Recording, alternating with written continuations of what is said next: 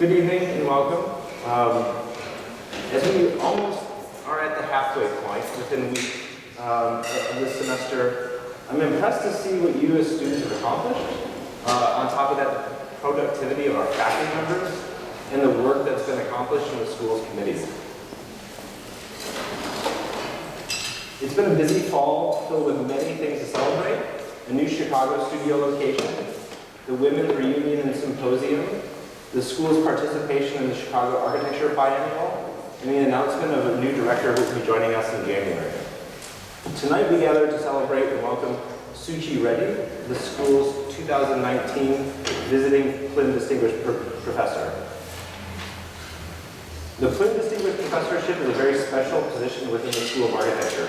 It was made possible by a gift to the school in 1981 by the late Lawrence J. Plym of Niles, Michigan. The Plym Professorship is conferred on an architect who has a distinguished record of achievement and who can make a positive contribution to the enrichment of the professional education of students within our school.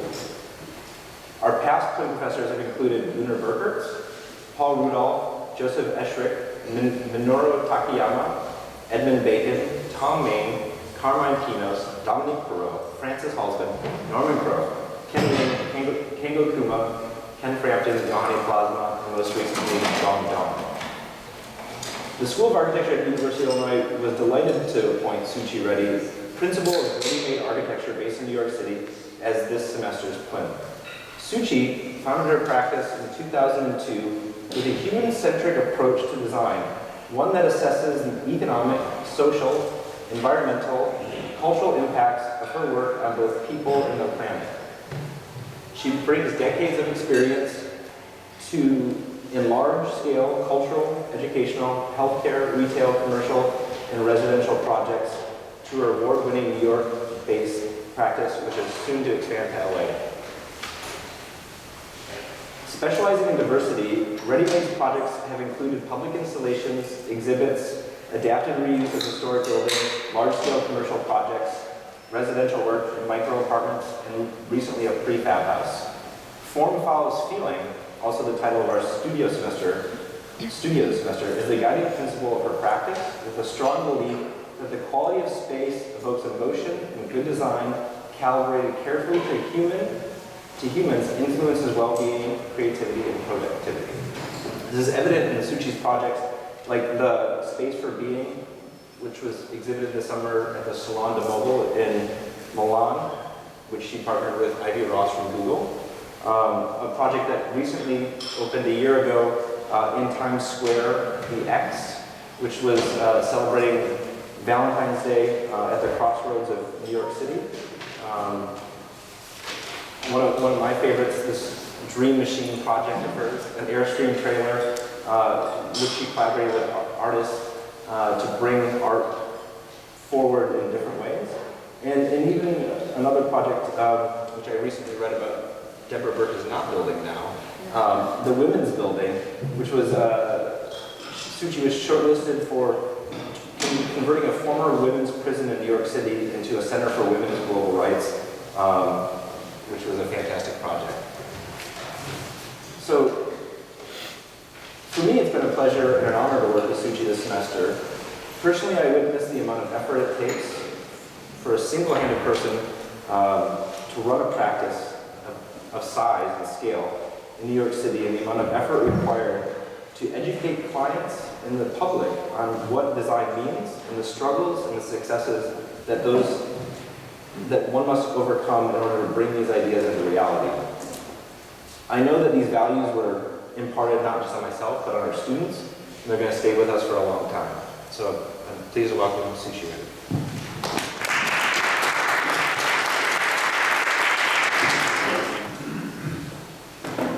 Hi everyone, you can hear me? Yes. Right? Great, I can hear myself. This is great. Welcome everybody, and thank you, and Kevin, thank you for that. It's very emotional to be here. So it's very nice to see my students. I'm very happy to be here. It's been a great semester. I've been very inspired and proud of what the studio has produced. So kudos. Okay. For you guys, for everything you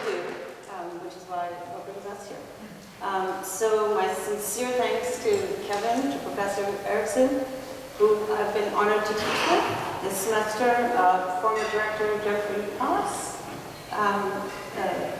current acting director Mohammed Bubeki, for inviting me here. Without his support and invitation, certainly I couldn't have made the time for my practice to be here. And also, I'm going to get a lot of thanks out of the way, so bear with me. I've got great thanks going out to all the reviewers who came to our studio, Professor Ross, Professor Doradiker, Professor Bujong Kang, Professor Kevin Hinders, even at the Chicago studio. Am I missing anyone? And all our visiting critics who were so kind and so clear and so concise and really helped focus the studio's work. And really, the work that we did wouldn't have meant so much without that. So thank you very, very much. What do you guys want to know? Any questions already? No? Does it get easier? If you lose less sleep over it, as Carol got said. Yeah, it does get easier. I want to know about feelings. We're going to get all into that. As soon as I gather myself and I'm not going to cry over here now, I'll be fine. Sorry, our studio's had a lot of emotion, over the past 2 days. So I'm the founding principal of a practice called Reddymade, and we are, I think, about 17 architects and designers right now based in New York, and we have projects around the country. And before I go any further, what I'd like to do is introduce you to my staff, without whom I couldn't be here. So thank all these people. You guys, thank all these people. The rest of them really don't care. So they really do make it possible. And without people, what we do doesn't happen. And I really want to make a point of that before I go forward. So that brings me to form policy. So architecture for me presents the perfect ground for cross-pollination between disciplines and ideas, and making us into master collaborators. What it does allows us to employ uniquely among the arts, I think, a borderless style of thinking, which has been really important to me in the development of my practice. You'll see from the projects I show you, they span all kinds of thinking, things that we think can affect people on all levels, whether it's a fabric or a building. There's all kinds of things going on in the studio at any time. What it does, I think, is allow us to really think in an unstylized and authentic way to create works that respond not just to function, but to how we feel in the world we function in. So as a young architect, I was, coming into this world that was dominated by sort of deconstructivism and was figuring itself out, going into designing parametrically, and I found myself actually, I don't know how you guys feel at this moment with the world you're going into, but I found myself quite disenchanted by kind of a fascination with style. For me, it didn't really have what I thought was really important about architecture and how I responded to it, and my experiences as a child and the places I grew up in. So I was more interested and in search of embodied architecture that is along the lines of people like Hans-Georg Gadamer, Gaston Bachelard, Alberto Perez Gomez, and someone who's graced these halls very well, Johannes Plasma. And if no one's read an essay called The Relevance of the Beautiful by Gadamer, please do that. It's one of my favorite things. I'm going to make that post-class reading for you people. I was in search of really thinking about how, in the service of authentic architectural experience, design can become a place where we not only think, function, and discover, but most importantly, a place where we can feel, and feel together with others. And what are we feeling? I would like us to feel a sense of sublimity in our humanness. I know that's a big statement, and we try to get there with what we do, but we've got to try, or you never get there. That's my fault. So that's what we try to do in every project. That's what we try to do in every interaction with people. And so as I kind of got out of school and I was wondering about what I wanted to do as an architect and what an architect really is and what difference do we make in the world, I was working with some architects in New York, and this sort of crucial event happened, 9/11, which actually I was reminded of yesterday because we had Kay Slade from Slade Architects here as one of our reviewers, and we were just sort of recalling this and thinking about what this event meant for us. She brought it up as kind of a crucial point in her career and the formation of her practice. And I realized it had similarly been for me because when I saw that, I was a young project manager. I was, down the street running to my project, like trying to shut down the job site and send the guys home and do all of those things as I saw these flames, hitting these buildings. And it became very clear to me that I had to really think about what I do in the world. How can I really make a difference? That's really what I was doing, the best thing I could do with my time. That this world maybe needed something else, and is that what I should do? And it became very clear to me that these were my skills, and these were my talents, and this is how I can actually make a difference in the world. And that actually has gone on to become what I call form follows field.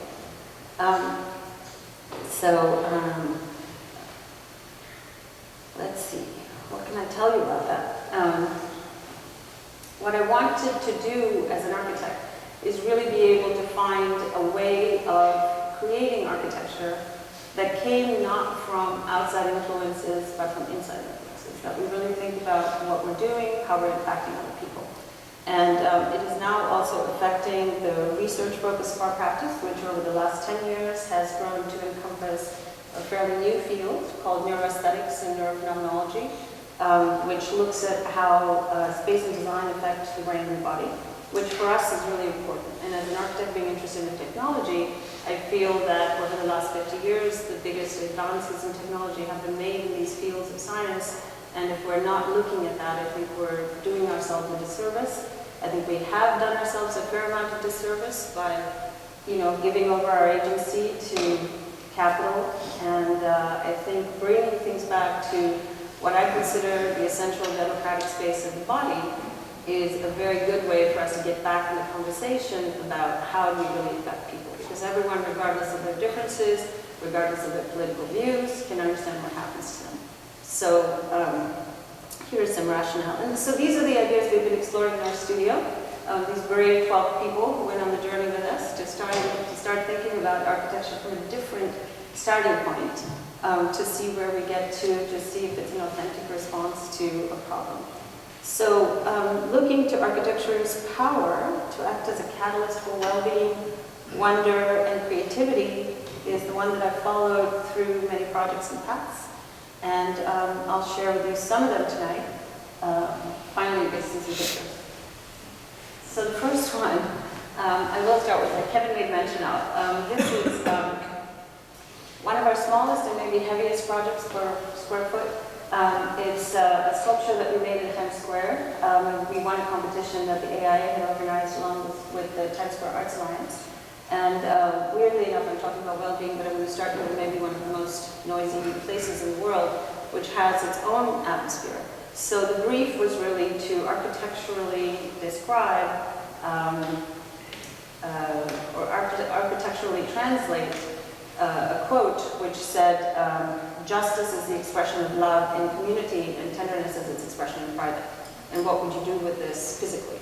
So we took this to mean an intersection of planes, a tectonic crossing, that when you experienced it from the bottom or from the side, would show you a height. And we were thinking about this idea of inserting equality into difference and finding love. So these are, my scratches from this 1976 cover of the New Yorker, of this thing that's the heart of the city that can send out this message around the world that can actually transform people think. And so there was an interactive part to this as well. We designed a platform that the more people stepped on it, the brighter the sculpture got on its edges and at its heart. And that was actually super successful. And here's what it looks like. What it does is, because it's at a crossroads, the X seemed to make sense. It was also, I think it was almost 20 feet tall. So it weighed about 16 tons. It couldn't be fastened to the ground. It had to overturn. withstand winds. It had to do lots of things, withstand tourists, which wasn't the least of the problem. And also be accessible, which in a city like that, where you have a plaza that's not at all flat, was quite a challenge. And the challenge on top of that was to build it during the polar freeze that we had last year, 3 days of -4 degrees or whatever it was. So I have to say, for me, it was one of the most beautiful and humbling experiences to see the guys who built it be up there in their slings, warming themselves and working all night to try and get this done in 3 days. And it's really one thing to have an idea as an architect, it's another thing to really watch the people who build it and build it with the same care that you have for your design. And that's actually also the power of design. Like, they were really inspired by it. So they really wanted to do a great job, and they never once complained. And it was the most, beautiful thing I've ever seen. So aside from the project, that's what I want to tell you about it. So here's more views. We had lots of engagement. We had weddings, we had proposals, we had dances, we had all kinds of things happen in the space, because what we wanted to do is not just make a sculpture, but make a space, and a space for anything to happen. And this is an image of it on the left-hand side with Times Square also encourages artists. They have something called, I think it's called the Midnight Moment, where 3 minutes before midnight they encourage a video artist to take over all the screens in Times Square.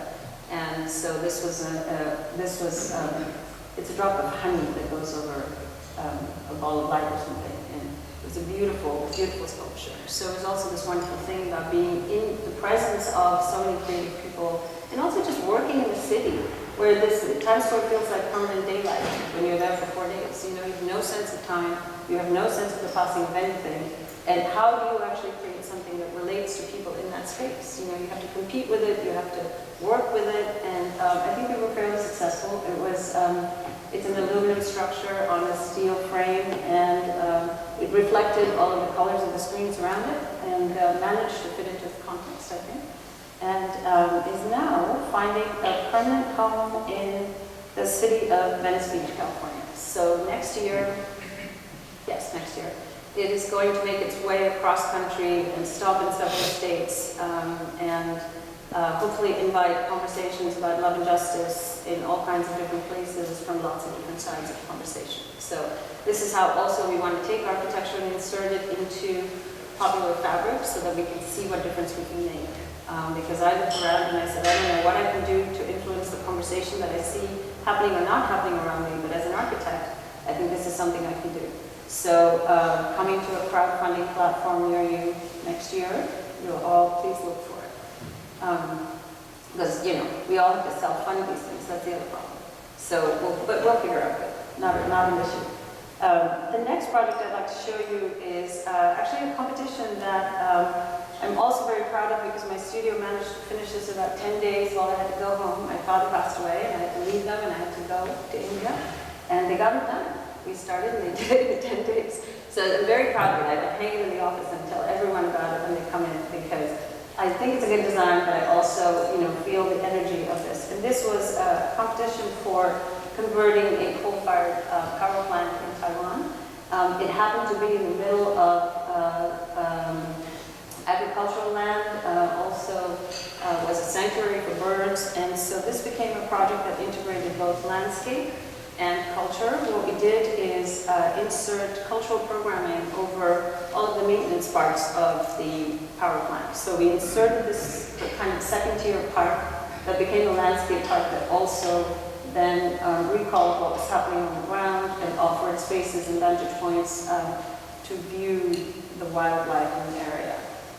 Some of these things we looked at. I'm not a landscape designer, but I like to do everything. So we did talk to some very interesting people who had thoughts about landscape, and essentially what we did as part of the words nature is power, power is nature into the landscape to see if it would grow and be something that could be really powerful on the ground plane as well. I'll take you through some other images of the park that we designed on the top of it, with a bird watching area that you see on the top left over there. And also, because this was situated in all these rural areas, and really the education level was quite low, we also thought that what we'd like to do is maybe spell it out in kind of a changing billboard that would be the face of the building. This next project is, and I'm going to switch a lot of scales on you, I'm going to switch kinds of things we talk about, but I'm doing this on purpose because I really want you to follow kind of the journey of really thinking about design from all kinds of scales and perspectives. This is an addition to a house in Rhode Island that we did. We added the tower that you see on the left. And partly this house was built on a rock. It was built by a fairly well-known architect from the 50s. And it was a nondescript ranch house, really, but how do you do an addition to that made sense? And what was interesting about the site to us was really that the best views of the water were from up high. So what we did is add a leaning tower that, as you went up, gave you changing viewpoints always over the landscape. And our client, who is an avid gardener, actually was trading her fees for lessons in plants and gardening for some of it because she was just so good at it. Really enjoys now this view, which is almost, I think, finished. So I'll show you some shots of it in construction, but it really was this kind of beautiful view of having these rocks and then this kind of rock-like building that also comes out of nature, which in this case for me really meant I was looking after not just the well-being of my client and her interests, but giving her different ways in which to experience the thing that she had been doing in this garden that she had been tending so carefully for so many years, and also make it disappear into the landscape. This is a project called The Women's Building that Kevin made reference to. We were very proud to be shortlisted for this project, one of several other people as well. But this is an existing building off the West Side Highway in New York. It's used to be a medium security women's prison, sorry. And after Hurricane Sandy, it was decommissioned, and they wondered what to do with it, and it was being turned into a center for the global girls and women's rights movement. Now, you couldn't ask for a better program than this. It's such an interesting building because it used to be a seamen's hotel from, I think, 1914, where sailors used to come in. It was a hotel for them. There was a chapel, there was a basketball court, there was a swimming pool, all these things that then got turned into a prison. And all those rooms became jail cells. And they had this like crazy history that you had to figure out again how to transform. And so we wanted to take this and really use the design to say something really new about what it might mean to be female and to be powerful in the world. But before we do that, I'll just show you some existing pictures of the space and the gym on the roof. This was also a historic building, so we had to be very careful not to affect it from the ground. I mean, you know, we did our best. And this was our solution. I mean, there was no irony. You know, there's like some very famous architects building up and down right next to it, and here goes the women's building right up against that. It was pretty fun. But we designed it as sheets of flowing concrete and steel using concrete material that can span a lot of distances just with 2-inch thicknesses and make interesting radii. And what we wanted to do is really show architectonically this idea that women are strong and flexible and that welcoming at the same time, and that this building then acted as a beacon in the skyline. And what we did is create on the roof, which used to be kind of the only place you could see what the women would do, a meeting space where whenever a woman of note was in New York giving a talk or a speech, you could go to hear this person. So this was really about this idea of being encompassed in these ribbons of space and sky. Sadly, I don't think it's getting built. I really wish it were. It's a very important building and it should. So, I don't know what bureaucracy they ran into, but I'm really hoping that they will dig it out and Deborah Burke will get to build it. The next project I'd like to show you is a foray into prefab that we went into. Now, one of the things I'd just like to insert here is that one of the first things people say to me when they say you're an architect, they say, the next question, aside from registering the fact that I might be a woman and not what they expected, is what do you specialize in? And I always say I specialize in diversity because I believe in thinking thinking borderlessly about everything that I wanted to think about. So of course, if someone came to me and said, hey, you want to do a prefab building, I'm like, sure, I haven't done that before, but I think we can figure it out. So this is it's a very interesting site. It's in Beverly Hills. It's an old client of mine that I had worked with for many years. And he had always been interested in prefab, and the site was steeply sloping. So we worked with a prefab company called Living Homes, and this is actually the original design that this company had developed was done by Ray Cappy, who just passed away. And it was a beautiful design, but this is a modification of a Ray Cappy design. And we built it into the hillside with custom-built parts. So these are the foundations. You can see some drone footage of the foundations being laid down, ready for the mods to come in, which was a really interesting process because we had to have 2 cranes going around very windy streets in LA, dropping and picking up things from 2 ends of the street and, balancing all the weight on all these slopes. It was fascinating. And we had this amazing guy who was like, I think he was 85, Rocky, who handled all of the guide wires and the weights. It was amazing. We couldn't have done it better. Very beautiful, beautiful process. And this is the inside of the house. But here, what we're really talking about is trying to keep that feeling of light and air as you're looking out over the LA canyons, and really feel like you're inside and outside in this house, which I think the client thinks we did very successfully. There is a pool in the back that falls off over the edge of the cliff. And to the right, I think you see a closet. What I should mention is that we're also a full-scale architecture and interior design firm, and I find that to be a fairly rare thing in our world. And I do want to stress that I do feel that the quality of how something feels on the inside is just as important to what we're doing on the outside and affects it. And I really see both of those things as one. So it's been quite impossible for me to separate it, but it allows us to do projects where actually we have control over most things, which is also unusual. This is a project that we completed. I believe we completed it. I might have shown this 2 years ago in some form. It was in construction. This is a project that we collaborated on with the artist Ai Weiwei. I think all of you probably know who he is. He's a very famous Chinese dissident artist. And we have a client in common, and the idea was to make an addition to an existing house, which was built in the 70s. It was all these hexagonal pavilions.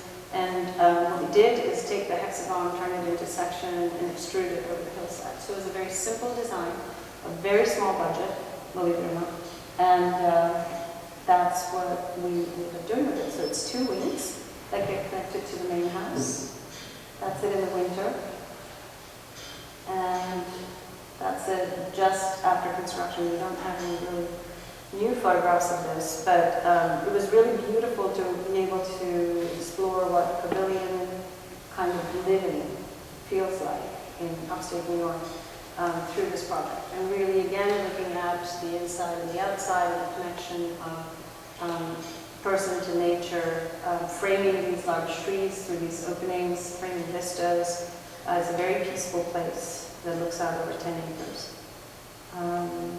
And then I have some sketches, I guess, of a house that we're also building in upstate New York. This is also a really beautiful site. I threw these in because I thought my students will be happy to see that I don't always land at the same idea that I started with.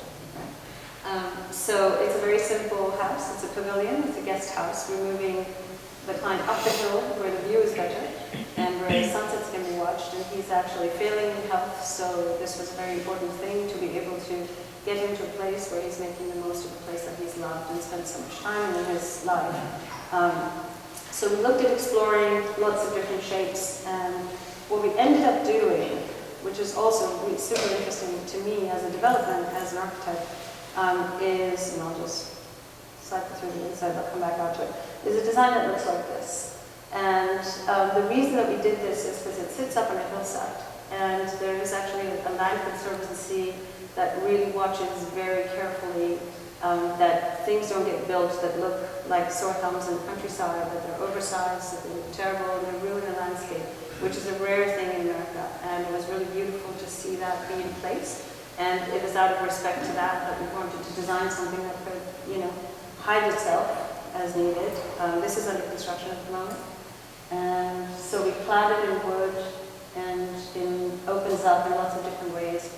Again, a very simple pavilion, but one that provides a lot of living space. And he's an art dealer, so it's going to be a beautiful space with amazing art. I can't wait to see it finished and be there. And this is one of our interior projects. I thought I would throw this in as well because I thought you'd be interested. Anyway, so this is a project. This is a carriage house in the east side, east side of New York, in East Village, and it's got about 20-foot ceilings. It used to be a place where horse carriages were made. And what we did is we had a design. We went in there and we, did the demo and found all of these amazing steel beams in place. And so I scrapped the design immediately and started over and reorganized it to really express the steel that we found, reuse all of the wood that we found in the space, and create essentially this kind of third room that you see on the left here, which is suspended over a living space with slats on the bottom of it that can also open light through and above and share these double height windows and really bring light into the space but offer privacy. And to keep it as a very simple design. That's Jamila walking up the stairs, these work for us. And really create a very open, free, but warm space.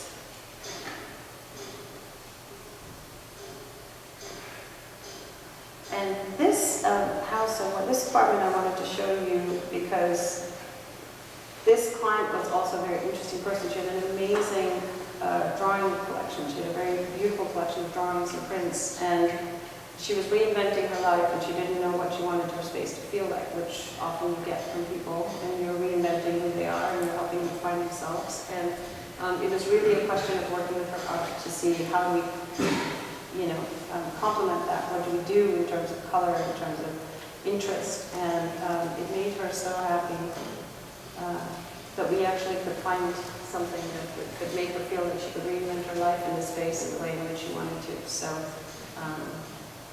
I'm fond of this one, so you're going to see a few pictures of it. And then this is a building that we're working on in Brooklyn at the moment. This is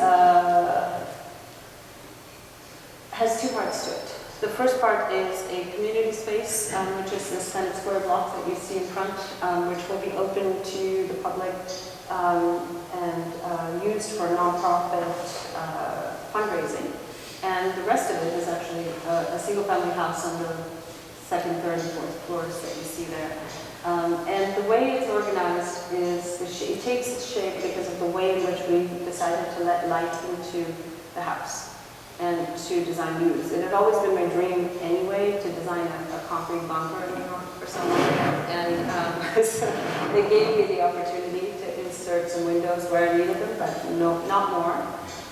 Not to randomly have large pieces of glass to frame views that are fairly ugly, but to really be very careful and judicious about what we're looking at and what we're letting in and what we're letting out of the space. Because these people were really about what do we give to the public and what do we get from them. They came to me saying, we love New York because it's such a diverse place. We want to really be able to give back to our community. We want to create this thing. We want to find somebody that can help us do that. And really in keeping with their mission, we wanted to create this building that sort of gave them their privacy but opened up to the outside. And the front volume is meant to look like an aggregation of wooden crates, but in concrete, which you would see a lot of in that post-industrial neighborhood. This is another view from the back of this building and the residential entrance. And I'm going to take you back out to an installation. And this you might have seen. I think some of you might have seen. I know Kevin's seen. So I'll take you back to a different scale of project and an exterior project. This is, we covered 2.5 acres of a part of Prospect Park in Brooklyn, I think it was 3 years ago now, as part of an effort to create an event that would be commemorative of the 150th anniversary of the park. And this is an amazing park that was designed by Olmsted in a very different way than he designed Central Park. It's very magical. It has these kinds of meandering places, and then you kind of come across these kinds of openings.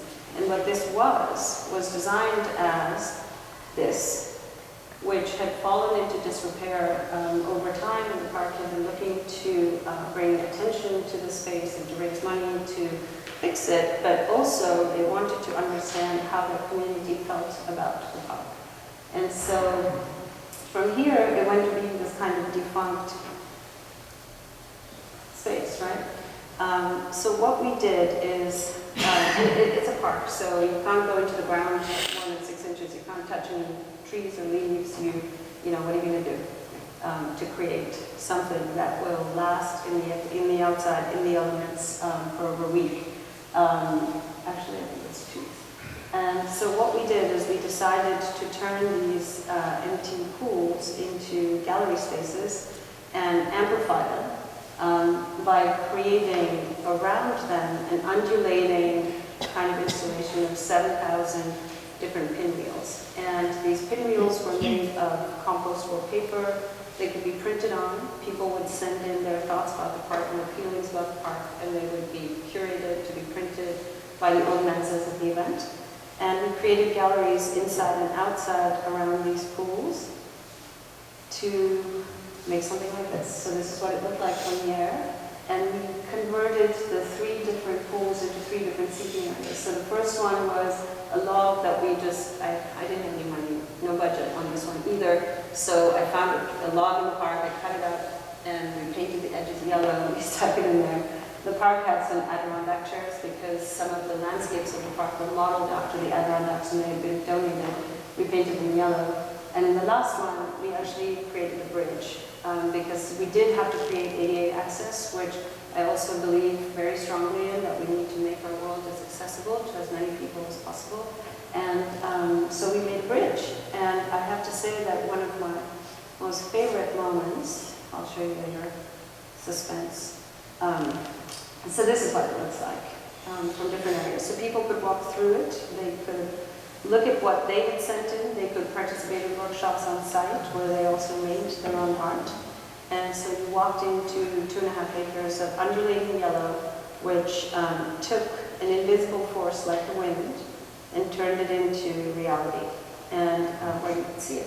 And I have to say that one of my favorite moments was this on the left, where I was leaving the site and I see this lady coming up this hill in her wheelchair saying, I heard there was this really beautiful thing and I really want to see it. And I cannot tell you how happy that made me feel. I was just delighted, and I had to go back with her and let her know that we had thought about it, we had designed a place where she could be, and this was her nephew, Reddy, who was running around with her. So what we did is actually mount the pinwheels on mirror finished stainless steel, which one of my employees used his contacts in China to get us very quickly, and have this made.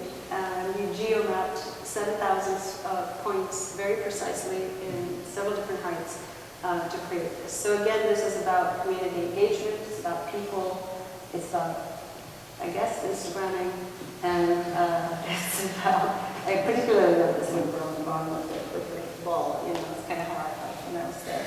But it is this sense of wonder and this sense of sort of this childish joy and beauty that for me has always been a driving force in making it work. I think this should play.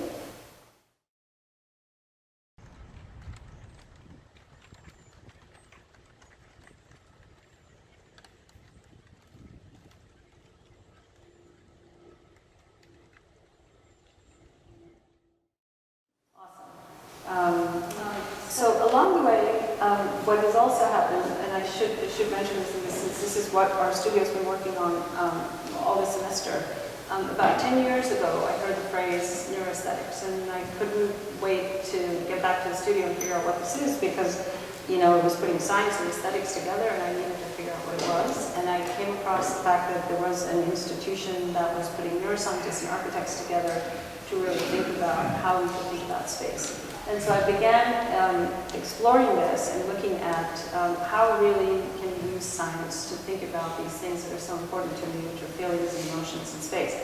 And so this is a project that we're about to build a prototype of, which is called the Sensory Healing Room. And we're doing it in coordination with a lab at Johns Hopkins and an institute in Baltimore called the Kennedy Krieger Institute that deals with, mostly takes care of children who are suffering from what we call disorders of consciousness. So a lot of these kids are coming out of comas, they're recovering from different neurological illnesses. And the idea was that, and it was really interesting because this hospital is packed all the time. They don't have room for extra kids, they can't afford to waste the time that it would take to actually make a new kind of room in which they could test something. But they wanted us to work with them to see if we could create what we called a spatial prescription. So we could really look at how changing the shape of the room, changing the inputs in the room, could probably help the doctors work with it. So it could work alongside a medical prescription. So we could really work with a medical team and a design team to really see if we could affect change in the space and how we could do it. So what we ended up doing is designing something that could be inserted into a standard, you know, not so interesting hospital room. So this room obviously turned all white. I took the corners out of it, I made it rounded, and I created what I call my Darth Vader white mask pod that I was going to put the kids into. But essentially, we were creating what becomes a piece of furniture in the room, but is a very important architectural element, where you have the bed, you have all of the facilities, but everything is laid out in a way that's really pleasing to the eye, and to also give them kind of an overhead viewing space where I think a lot of them spend time looking up and they can't move, but there's things for them to look at, to hear, to work with, and that the doctors would be able to monitor this, if I take feedback, from the station that's out in the hallway, so they're not actually there in the space with the kids, you know, affecting what's going on. So this is a project that can have huge repercussions and information on not just what the kids are suffering from, but also other diseases like Alzheimer's and several other things that we want to try it on. So we're hoping to see this prototype completed in about a year from now. So across from the bed you would have a beautiful VR screen that could also take you into places, hopefully, and change how you feel while you're lying there. And this would be looking up so you could sleep and rest. We're very excited about this project, and it's these kinds of things that are very small, very difficult to do, that require collaboration across, you know, scientists and engineers and architects and medical teams, and, you know, putting everybody together to bring their agendas together to coalesce into something that we can consider good design is quite challenging, but I think it's going to be super rewarding, so I'm very excited to see it come to life.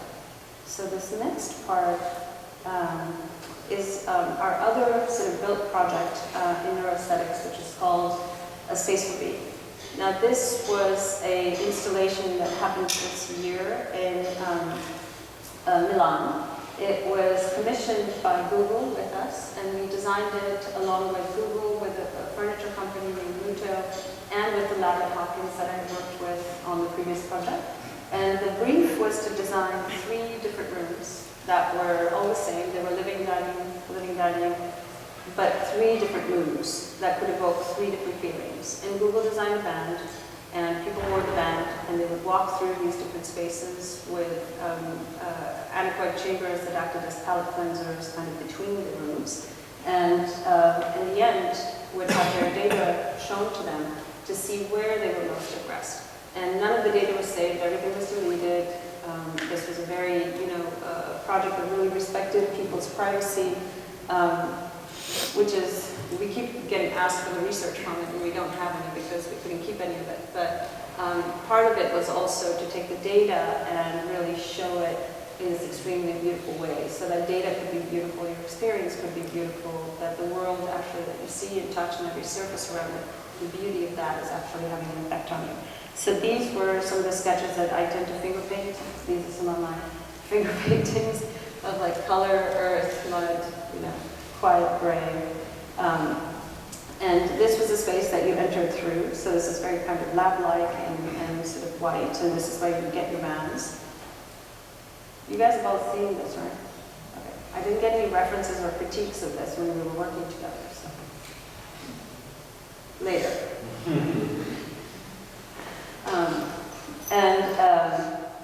So the first room I designed as a kind of a cave space. I went back to our kind of prehistoric roots, and I created something that was rounded. And you know, keep in mind this is 7,000 square feet, and I have to build it in 5 days and make it look like this. So that was also, you know, quite a challenge, given that the Italians are very good at doing what they do. This was pretty amazing, but still a challenge, and many late nights and not much sleep. But so what we did is created this room that was made out of mud, where the light came from below. It was covered by rocks. The tapestry that you see is a collaboration with an artist named Claudia Youngstra. She actually weaves these felt tapestries from wool of goats that she saved from extinction. The dyes come from flowers. Like, these things have real presence to them. And it's my firm belief that you can feel it. It's the difference between, you know, real art and the fake stuff. And I even found a cactus that was 80 years old to put in this room that really had the presence of this, you know, it was like a sacred old man. We had to put him there very carefully and make sure he didn't fall over, because we couldn't get him back. And it was very interesting. So we essentially created this space, and the brief was that people got to go into every space for about 10 minutes without their phones, without talking to people, and just touch and feel and be, which is also something that we felt people don't really do that much of anymore, and unfiltered, and that would be a really good thing to do. And so this is one of the palette cleansing intermediate rooms. And then you go from that into this, which was meant to be vibrant and playful. And I also got to curate everything that was in the room. So this room is full of pop-up books, which are some of my favorite things. So between the architecture of those and people playing around with stuff in the rooms, you always had to keep people busy for 10 minutes without a phone, which is, that's a challenge. So the colors were interesting. We faded the color on the walls, so it wasn't overwhelming, but with the lighting, we really tried to create a much more vibrant feeling. And take that to some colors. The flowers were specific. You know, we did have some recommendations from the Lada Hawkins. We had created a matrix of things. There were scents and sounds in the room as well that were modulated. And this was the last room where I created what I called more of a sublime feeling, where the light came from above. You couldn't see where it came from.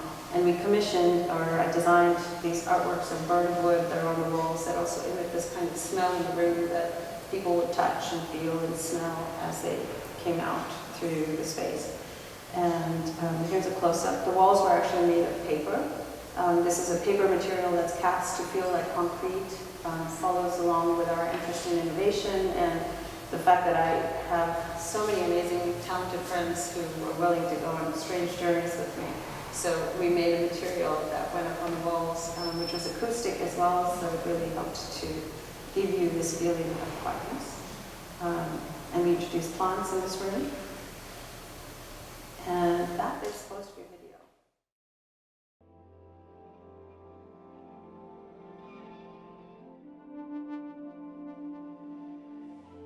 The way this project is unusual is that we are actually pursuing a principle. I really believe that form follows feeling, and feeling is really what space and architecture are about. Space actually affects people. Design matters. It's why we spend the time making the decisions we do. Those things that we as designers intuit, neuroscience is now proving have an effect. Google created an exhibition that is showing design's impact on our biology. The way that I explain neuroaesthetics is really simple. It's basically how your brain changes on the arts. When you have a heightened aesthetic experience, like a piece of music, a sunrise, things that really elevate your everyday experiences, they change you. They change your biology, they change your mood, they change your emotion. I called Suchi Reddy and I said, taking the Neuro Aesthetic principles, could you create 3 different rooms that would evoke different responses? The goal is to see how people resonate with space and to really find out whether what they think they resonate with is what their body is actually resonating with. We respond to the aesthetics of our environments, whether we realize it or not. The band can demonstrate with data from the sensors that actually is happening. Heart activity, respiratory activity, skin temperature, skin conductance. We figure out from the data which room is the one that feels the calmest or the most at ease for people.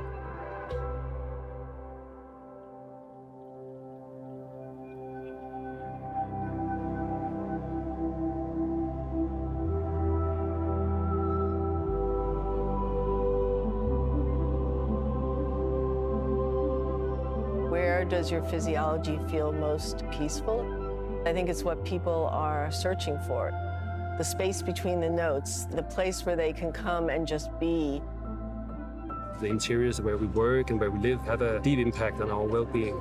We've always known it and believed in it, but we haven't been able to quantify it and prove it. You enter a space and it's like, I like it, but why? This is about data used as a mirror back to yourself. Data is just a bunch of numbers, and we wanted to make it artistic in its expression.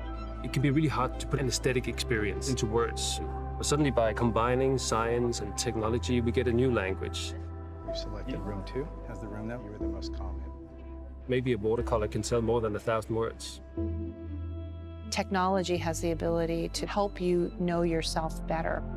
The problems of the future are only going to become more complicated. Solutions have to happen in this collaboration of technology, the arts, and science.